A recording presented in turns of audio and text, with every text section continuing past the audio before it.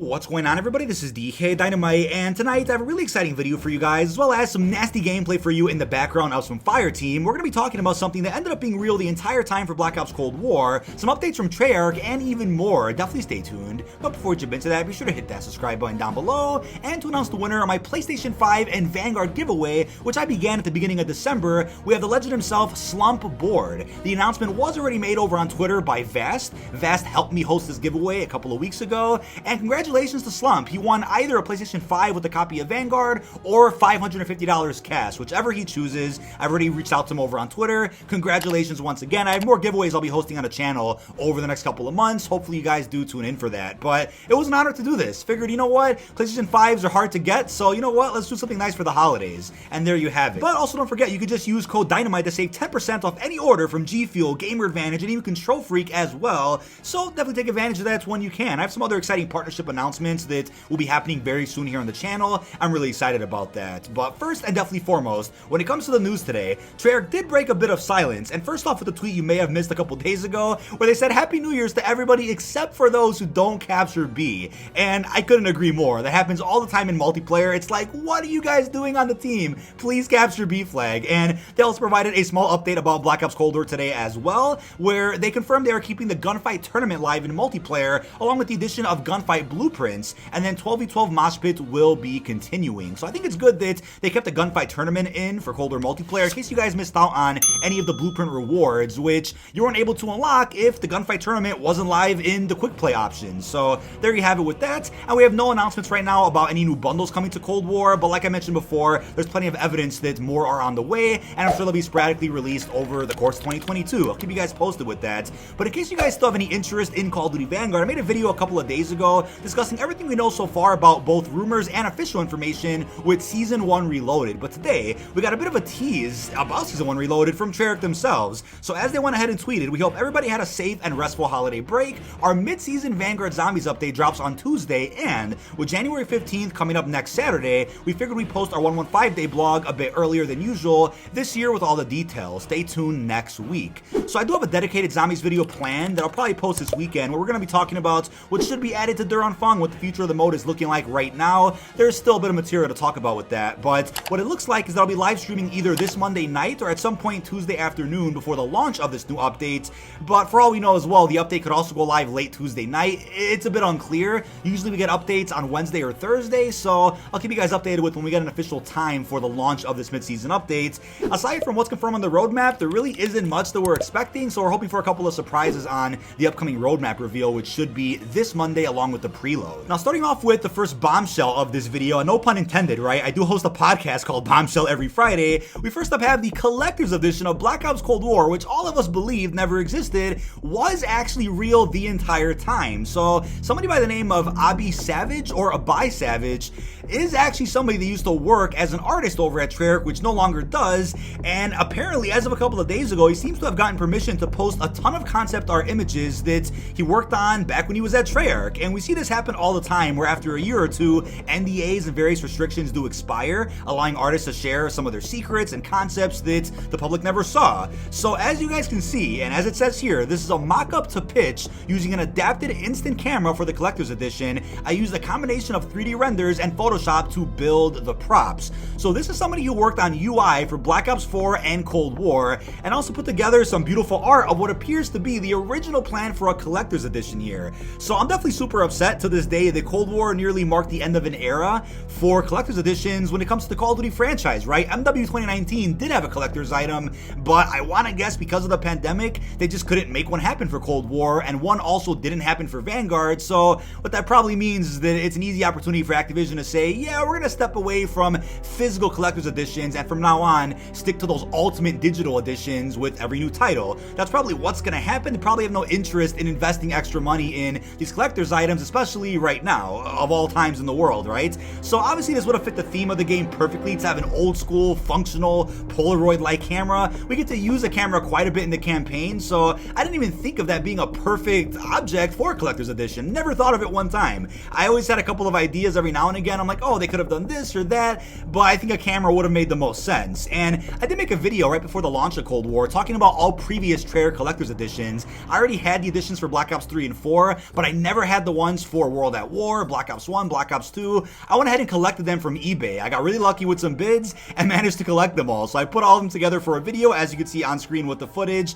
And you know what? I know the camera for Cold War's edition may not have been as cool as the Juggernaut edition, but it's still cool that a collector's item was considered at one point in time, because I'm like, you know what? Of all titles that doesn't have a collector's item, why would it be a Treyarch game that doesn't have one? There's so much potential, whether it's something from the campaign or from the zombies. You just know Treyarch definitely wanted to do one, but for many reasons just couldn't. And what's really sad about this is that from time and time again, I do think about what certain games, movies, TV shows would have looked like without the pandemic. How different would things have been if there weren't any restrictions when it comes to COVID and the lockdowns and this and that? I'm really curious how things would have turned out and how different development would have looked like for the launch window of one of my favorite Call of Duties of all time. But wait, there's more, and yes, that's a Billy Mays reference for you guys. I'm sure you probably overlooked the actual logo on the concept art. What's going on where it says Call of Duty Black Ops? That's not the Cold War logo at all, and I'm aware there is a Cold War stamp at the bottom left, and we have a similar stamp like this across all concept art for this game, but there's something else going on here that you guys may have forgotten about,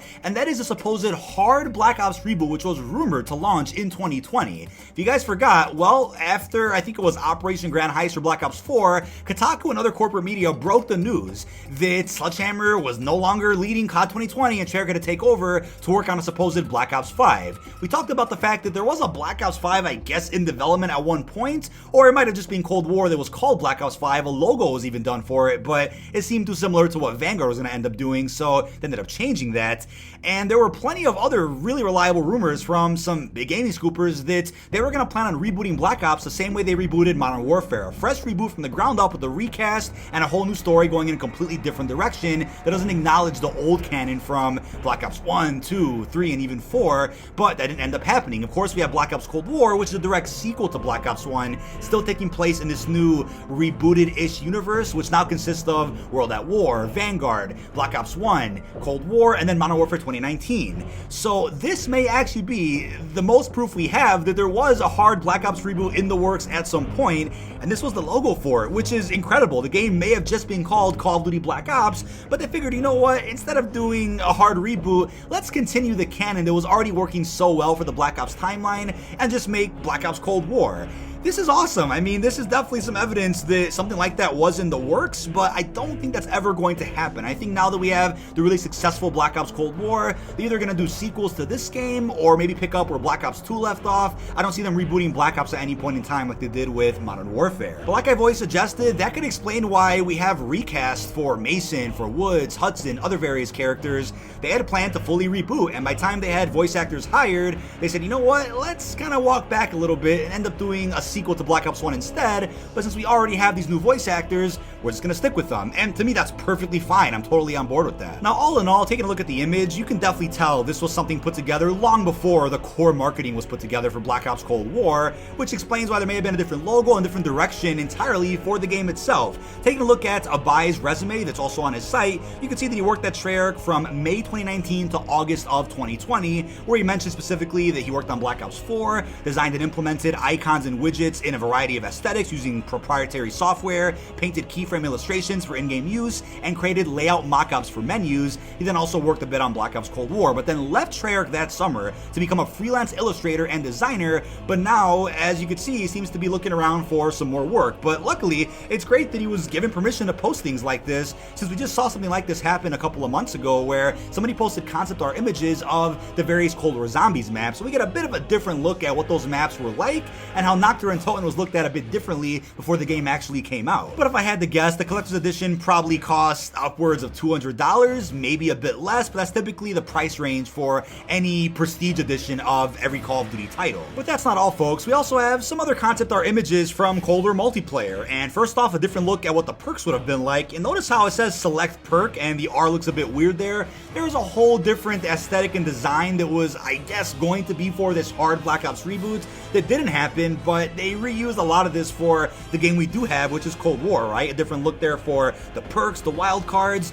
We have medic, We then have Tracker, even the perk Cold-Blooded, and all these perks, of course, in Cold War multiplayer, like we all know. But we then have a different look at all the icons themselves and how they worked on all of these, which is fantastic. And we also have what is being called perk reference, so where he got inspiration from to work on some of these designs. He wrote helmets with painted icons and playing cards, engraved Vietnam era Zippo lighters, and Vietnam morale patches. Also look at the various rank patches and even factions core icon iterations, right? Many of these that we actually don't see in Black Ops Cold War, but may have been included if this game ended up being a hard Black Ops reboot. It makes me wonder, right? How different would the story have been for a hard Black Ops reboot? What would have happened if it wasn't going to be a direct sequel to Black Ops 1 like we ended up getting? I really don't know. Now, we also have some early concept images for zombies. First off, a perk iteration for what's being called Ginger Pop, apparently a different name for Stamina. Not sure why they were originally going to change the name of this iconic perk. They did it in Vanguard, which I guess makes sense, but the whole idea behind Cold War Zombies was to bring the mode back to its roots, and that's what they did.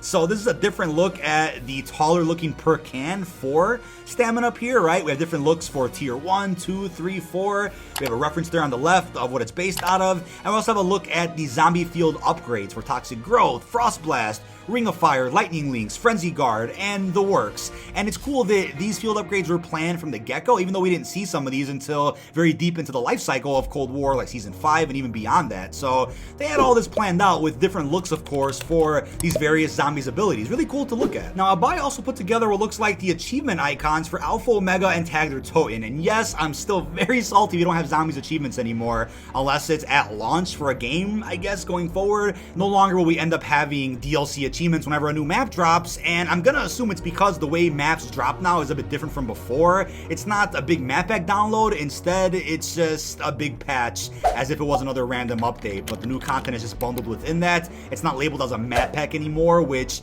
I want to assume prevents them from putting out DLC achievements. I'm not sure what the excuse is there, but all in all, it's great looking at concept art. I know Activision is not a fan at all of alpha build gameplay, like actual footage and video, but artwork seems to be okay whenever these artists get the permission to post them on their portfolios, on their various websites.